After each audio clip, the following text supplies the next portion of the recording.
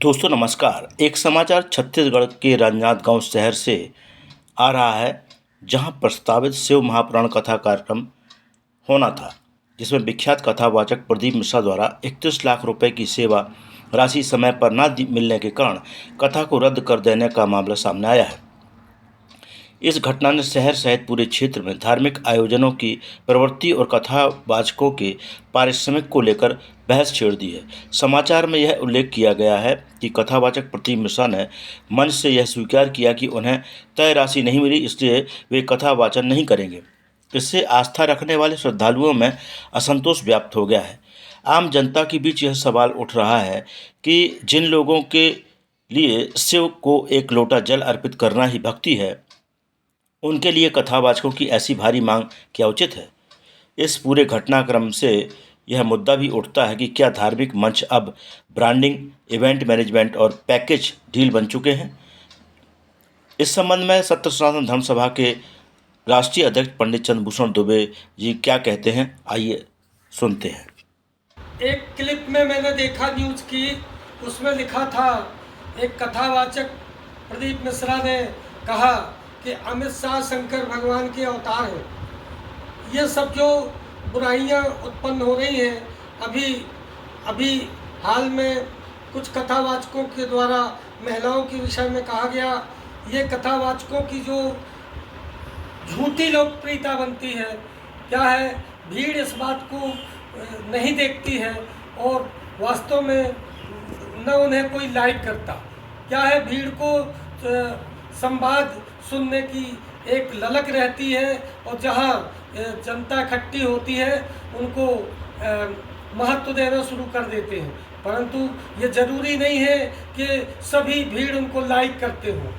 वो बहुसंख्यक मेला है, मेला में सब लोग जाते हैं, तो क्या मेला को अपनी धारणा बना लेते हैं।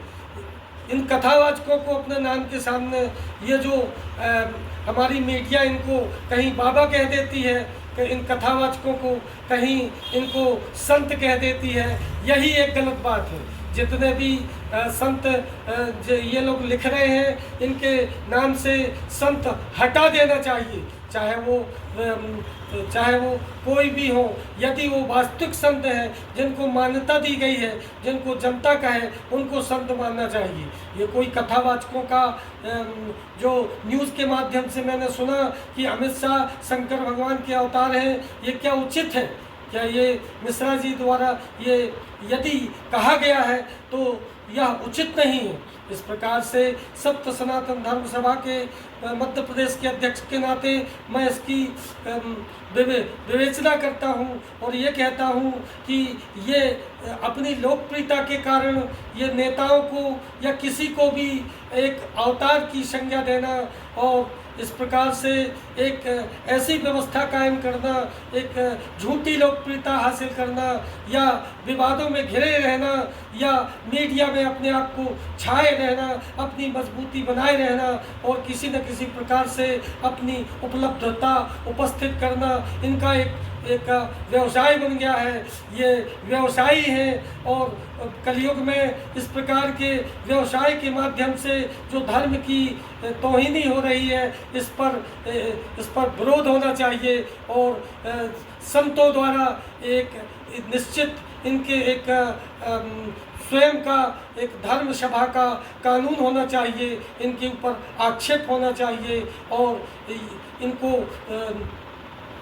एक जो निरा लोकप्रियता प्राप्त हो रही है, इसके विषय में एक ऐसा नियम बनाए जिससे इनका उद्घाटन हो सके। ये 2-4 संत जो लोकप्रिय बन रहे हैं, ये तो मंच के माध्यम से जो इनको प्रलाप करना होता है, कुछ का कुछ प्रलाप करे जा रहे हैं। यदि न्यूज़ सत्य है तो मैं घोर विरोध करता हूँ।